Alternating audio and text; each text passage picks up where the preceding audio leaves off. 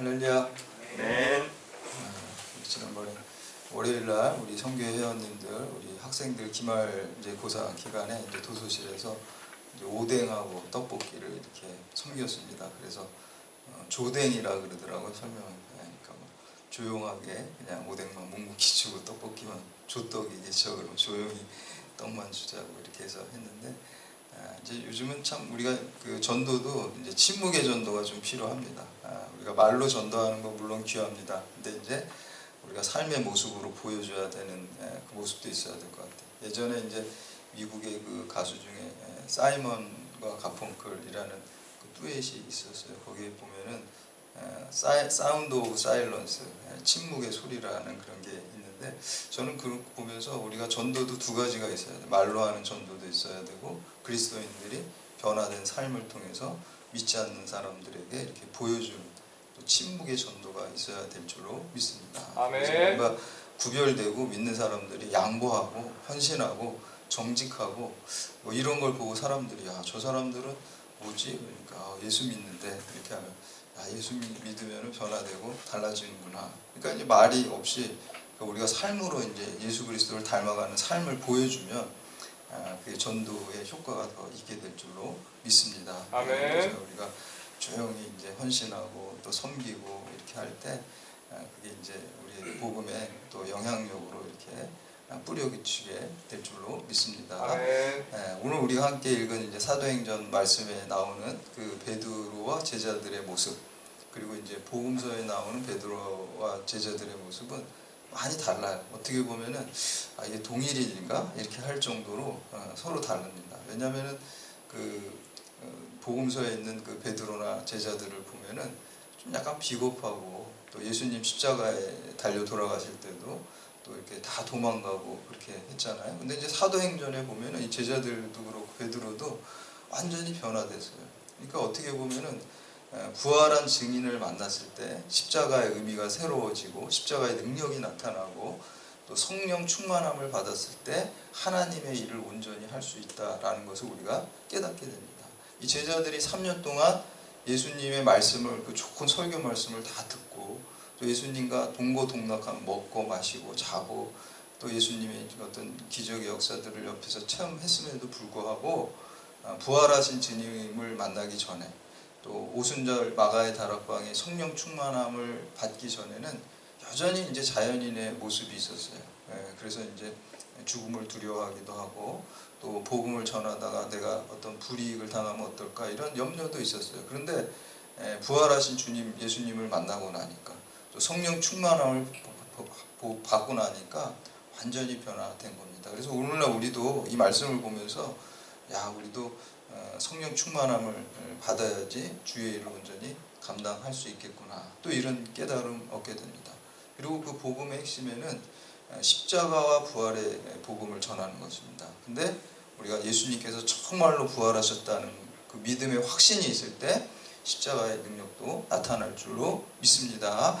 그래서 오늘 이제 그런 복음을 이렇게 전하는 제자들의 모습이 나오고, 특별히 이제 성령 충만하니까 베드로와 요한이 십자가 부활의 복음을 이렇게 전하고 핍박을 받게 됩니다. 특히 이제 누구의 핍박을 받습니까?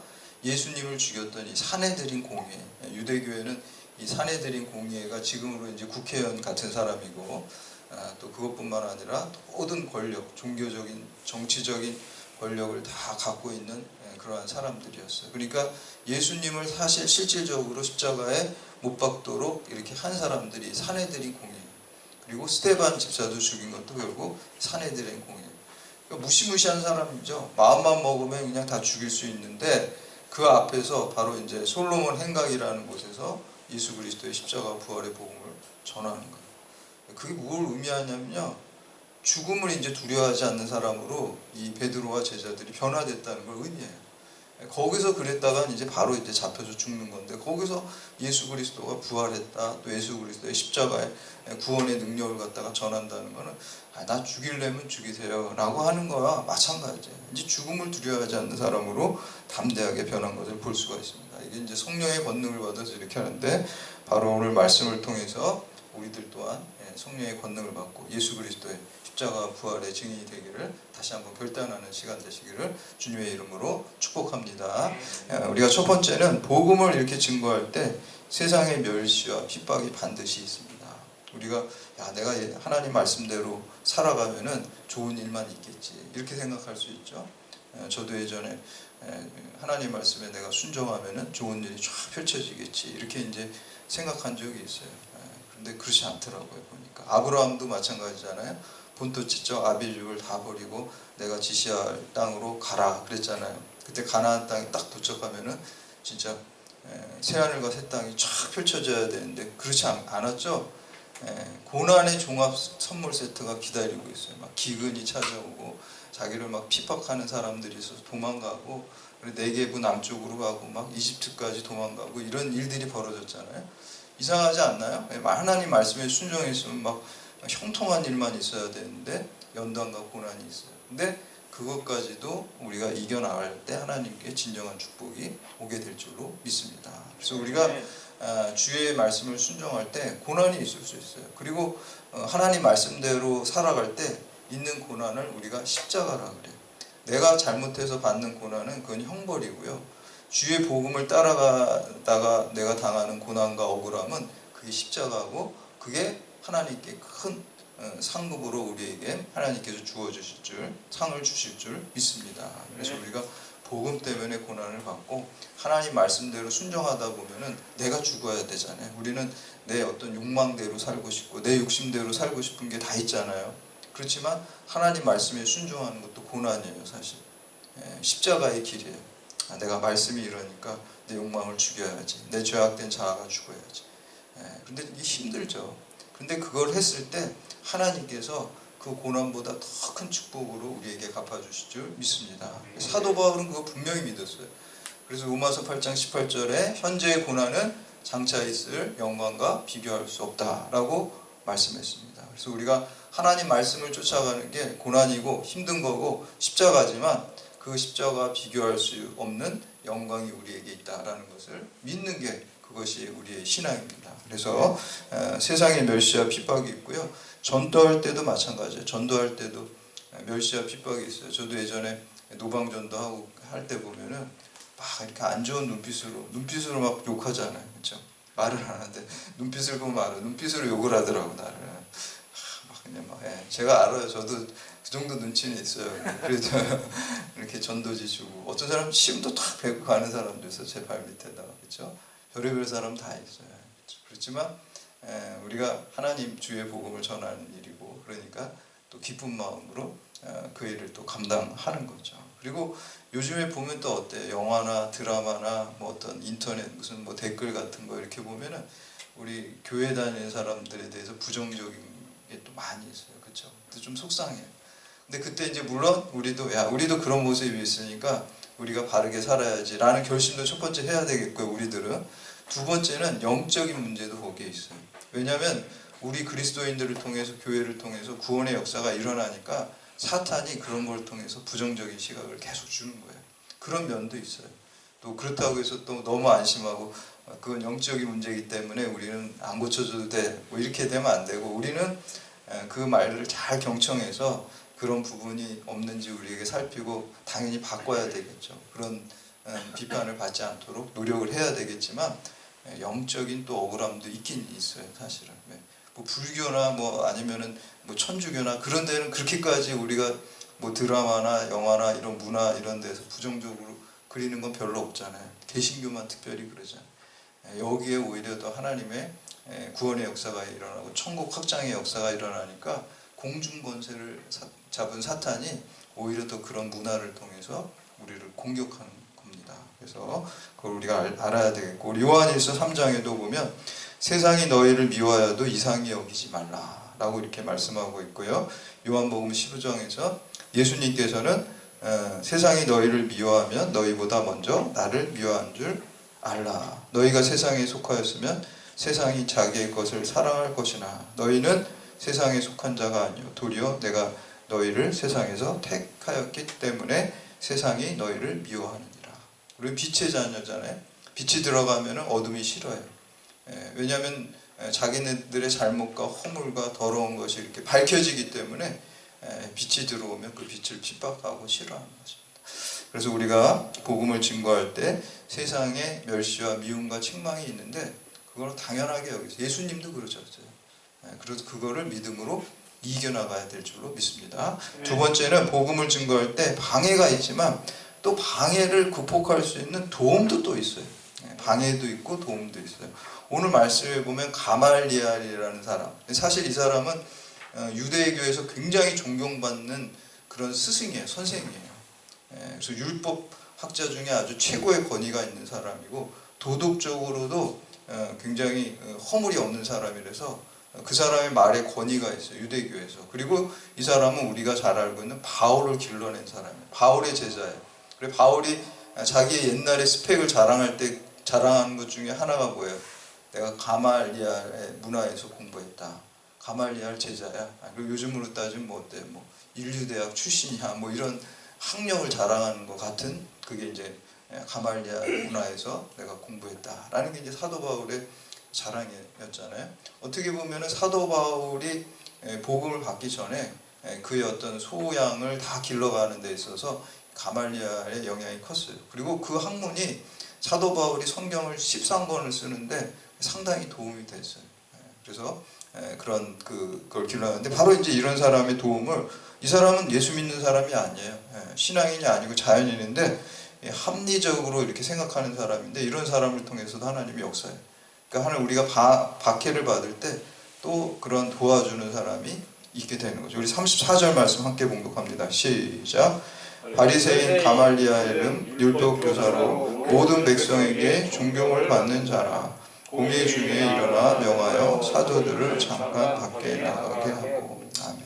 그래서 이 사람이 이제 뭐 전승에 의하면 뭐 이 사람이 나중에 기독교인으로 개정했다. 뭐 이런 전승도 있기는 합니다. 근데 우리 어떻게 이제 이 사람이 설득하냐면은 하나님께서 우리에게 주신 특별 계시 예수 그리스도를 믿는 이 복음의 능력도 있지만 믿지 않는 사람들을 또 사용하시기도 하고 세상의 역사를 사용하시기도 하는 겁니다. 그래서 이 사람이 이제 사람들을 설득을 합니다. 우리 35절에서 37절 말씀 함께 봉독합니다. 시작. 말하되 이스라엘 사람들아 너희가 이 사람들에게 대하여 어떻게 하려는지 조심하라. 이전에 드다가 일어나 스스로 선전하며 사람이 약 400명이나 따르더니 그가 죽임을 당하며 따르던 모든 사람들이 흩어져 없어졌고 그 후족할 때에 갈릴리의 유다가 일어나 백성을 떼어 따르게 하다가 그도 망한즉 따르던 모든 사람이 흩어졌느니라. 아멘. 두 사람을 예를 들어 이제 사내들인 공회에서 어떻게 보면 제자들을 막 죽이려고 하는 거잖아요. 거기 죽이는 거 일도 아니에요. 예수님도 죽였는데. 그러니까 이제 이 사람들도 이제 그 복음을 자꾸 전하니까 자기한테 불리한 거잖아요. 자기네들이 죽였던 예수가 부활했다고 그러고 하나님의 아들이라고 자꾸 이제 사람들한테 퍼치니까 거기를 막으려고 하는 거잖아요. 그래서 죽일 수가 있어요. 근데 이때 구해준 게 사실 구해주는데 결정된 걸로 하나님이 구해주셨지만 믿지 않는 가말리엘을 통해서 돕는 자로 사용하시는 것을 우리가 볼 수가 있어요. 그래서 여러분도 이 세상 안에도 믿지 않는 사람들도 하나님을 통해서 우리에게 도움을 주고 또 그런 일들이 있을 수 있다는 거예요. 그래서 이 가말리엘이 뭐라고 설득을 합니까? 두 사람의 이제 사례를 들어요. 추상적으로 설득을 한 게 아니라 아주 구체적인 사례. 드다라는 사람과 유다라는 사람의 예를 들어요. 드다라는 사람도 옛날에 있었다는 거예요. 이 사람이 이제 신구약 중간기라는 게 있어요. 우리가 구약의 마지막 책이 말라기고 신약의 첫 번째 책이 이제 마태복음인데 그 사이에 이제 400년 정도의 이제 하나님이 말씀하시지 않은 공백 기간이 있어요. 긴 기간이죠. 그래서 그거를 신구약 중간기라 하는데 이때 이제 드다라는 사람이 활동을 했어요. 그리고 이 사람이 뭐라 그랬냐면 내가 여호수아의 후예다 이렇게 얘기를 해요. 여호수아가 어떤 일을 했습니까? 가나안 땅으로 이끌고 갔잖아요. 그래서 나도 가나안 땅에 너희들을 하나님의 약속의 길로 인도할 것이고 이 여호수아가 그 요단강을 이제 건너갔잖아요. 네? 모세가 이제 그 홍해를 걷는 것처럼 이렇게 건너갔잖아요. 쫙 물이 갈라. 근데 나도 그렇게 하는 사람이다. 첨벙첨벙 요단강을 건너서 여호수아처럼 너희들을 인도할 것이다. 이렇게 해서 막 400명의 무리가 따르고 그랬어요. 근데 나중에 이 사람이 죽게 되니까 그게 그냥 흩어져 버렸어요. 그리고 뒤에 나오는 유다라는 사람도 마찬가지. 이 사람은 이제 로마 제국의 반정부 운동을 한 사람이에요. 그래서 로마에게 세금 내지 말고 누구에게도 이제 세금 내지 말라 이렇게 해서 활동을 했는데 이 사람도 역시 이제 로마에 의해서 제거되니까 거기도 다 흩어졌어요. 그래서 이런 예를 드는 거예요. 만약에 이 예수를 추종하는 이 세력들이 베드로와 요한 이런 사람들이 맞지 않으면은 스스로 이렇게 멸망하고 아까 두 사람 얘기한 것처럼 이렇게 멸망하고 없어질 것이다. 그리고 만약에 이 사람들이 정말 하나님의 일꾼이라고 한다면은 우리가 그 사람들을 제거하는 건 하나님을 대적하는 것이다. 그러니까 그냥 두자, 내버려 두자 이렇게 얘기를 하는 겁니다. 그래서 38절 39절 말씀 함께 봉독합니다. 시작. 이제 내가 너희에게 말하노니 이 사람들을 상관하지 말고 버려두라. 이 사상과 이 소행이 사람으로부터 났으면 무너질 것이요 만일 하나님께로부터 났으면 너희가 그들을 무너뜨릴 수 없겠고 도리어 하나님을 대적하는 자가 될까 하노라. 그래서 이렇게 이제 설득을 해가지고 돕는 자가 나타나는 거죠. 그러니까 세상이 우리를 이 공중권세를 잡은 사탄이 핍박하고 그럴지라도 이렇게 살 수 있는 길을 어떻게 보면 약간 가는 모습일 수도 있겠는데 하나님이 계속해서 우리를 그냥 그런 일들을 통해서 쭉 인도하시는 것을 볼 수가 있습니다. 그래서 우리가 그런 손길들을 섬세하게 깨닫고 또 하나님의 은혜와 인도하심을 깨닫고 더 확신 가운데 주의 일을 감당해야 될 줄로 믿습니다. 아멘. 마지막으로 세 번째, 예수 이름 위에 받은 상처는 영광의 훈장입니다. 우리 주님 복음대로 살다가 전하다가 뭐 안 좋은 소리 듣고 그러면 우리가 마상이라 그래. 마음의 상처가 되죠. 마음의 상처가 있는데 그 상처가 우리에게 오히려 훈장이라고. 우리는 마상 정도는 있지만 옛날에 이 핍박 시대 때는 어떤 뭐 신체적으로 채찍질을 가하고 또 십자가에 죽기까지 하고 그런 일들이 벌어져요. 오늘도 본문의 40절 말씀에 보면은 놓아주자고 가말리엘이 이렇게 얘기하니까 그 사내들인 공회에서 그냥 놓아준 게 아니라 그냥 거의 죽기 직전까지 채찍질했어요. 그리고 더 이상 예수 전하지 마 이렇게 그냥 엄포를 해가지고 보냈어요. 그러니까 그것도 상처를 입은 거예요. 채찍질을 막 맞아가지고 죽기 직전까지 이 제자들이 채찍질을 맞았어요. 근데 이 제자들이 그 채찍질을 맞고 막 억울해한 게 아니라 기뻐했어요. 야, 내가 이 정도로 채찍질을 맞을 정도로 주를 위해서 내가 훌륭한 인물이 됐구나. 그걸 기뻐했다니까요. 우리 41절, 42절 말씀 함께 봉독합니다. 시작. 사도들은 그 이름을 위하여 능욕받는 일에 합당한 자로 여기심을 기뻐하면서 공의 앞을 떠나니라. 그들이 날마다 성전에 있든지 집에 있든지 예수는 그리스도라고 가르치기와 전하기를 그치지 아니하니라. 아멘. 예수 이름을 위해서 내가 능욕받고 예수 이름 때문에 내가 채찍질을 당하는 거를 야, 내가 이런 정도의 사람이 된 거야? 그리고 그 사도들은 오히려 채찍질 당하고 능욕받은 거를 기뻐했다는 거예요.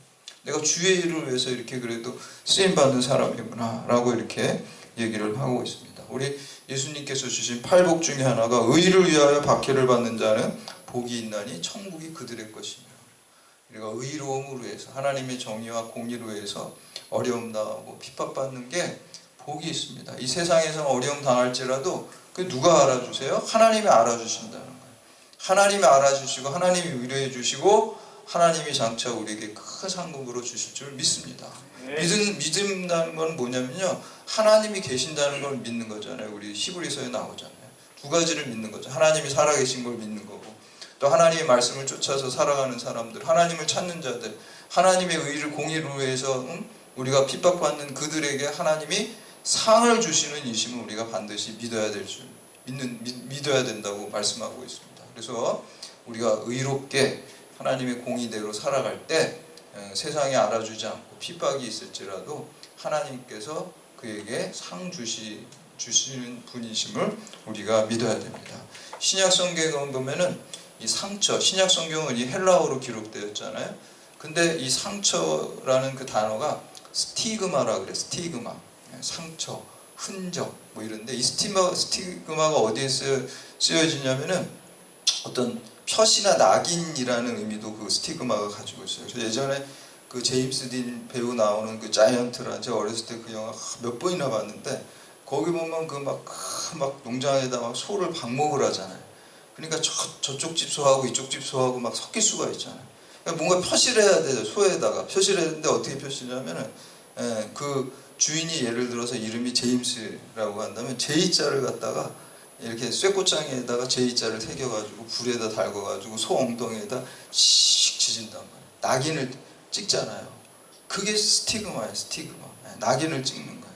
그 소유권을 주장하는 거예요. 사도 바울이 뭐라 그럽니까? 사도 바울이 내가 복음을 전하다 막 채찍질 당하고 뭐 어디 부러지고 뭐 피나고 상처 투성일 거 아니야.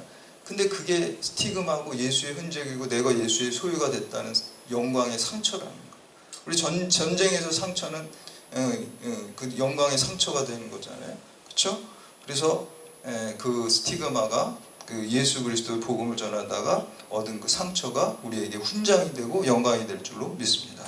이제 우리 선교 초기에 마포 삼렬이라는 그 선교사가 계셨어요. 이분이 이제 광나루 장신대를 설립한 분이에요. 1901년에 평양에서 이제 시작한 게 지금 이제 광나루 장신대가 됐고 우리 그 한국 교회 교단에서 제일 큰 교단이 된 거잖아요. 근데 이분이 마포 삼렬이라는 성경이 삼렬이 사무엘이잖아요. 사무엘을 이렇게 한자식으로 그러니까 우리 교회 예전에 그 대원 중에서 사무엘이라는 친구도 있었고 성악하는 친구고 삼렬이라는 친구도 또 있었어요. 삼렬이도 있었고 사무엘 똑같은 거예요. 영어식으로 하면 사무엘이고 그리고 우리가 한자식으로 좀 약간 이렇게 바꾸면 삼렬이라고 그러잖아요. 그래서 그런데 이 삼렬, 이 마포 삼렬이라는 분이 어떤 일이 있어요. 복음을 한국에서 전하다가 어떤 술 먹고 그 술주정뱅이 같은 사람이 야 시끄러 그래가지고 술병을 갖다가 확 던진 거예요. 얼굴에.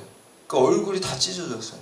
근데 요즘은 의술이 좋지만 그때는 의술이 안 좋으니까 얼굴이 그냥 정면에 그 찢어져가지고 여기 상처가 무슨 조폭 두목처럼 선교사님이 이렇게 얼굴에 상처가 나 있었어요. 그래서 그 흉터 때문에 그 보기가 안 좋았는데 오히려 이분이 그거를 오히려 자랑하면서 간증하고 그럴 때 많은 성도들이 오히려 큰 은혜를 받았다는 거죠. 그 상처, 주님 복음 전하다가 얻은 그 얼굴에 그 상처, 그게 스티그마가 된다.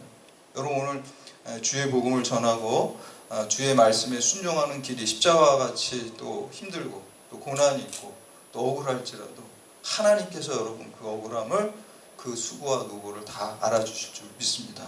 그리고 그 상처를 주님께서 여러분에게 영광으로 바꿔주실 줄 믿습니다.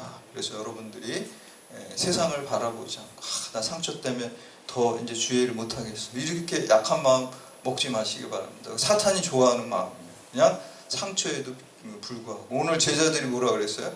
채찍질 당해가지고 상처받으니까 뭐예요?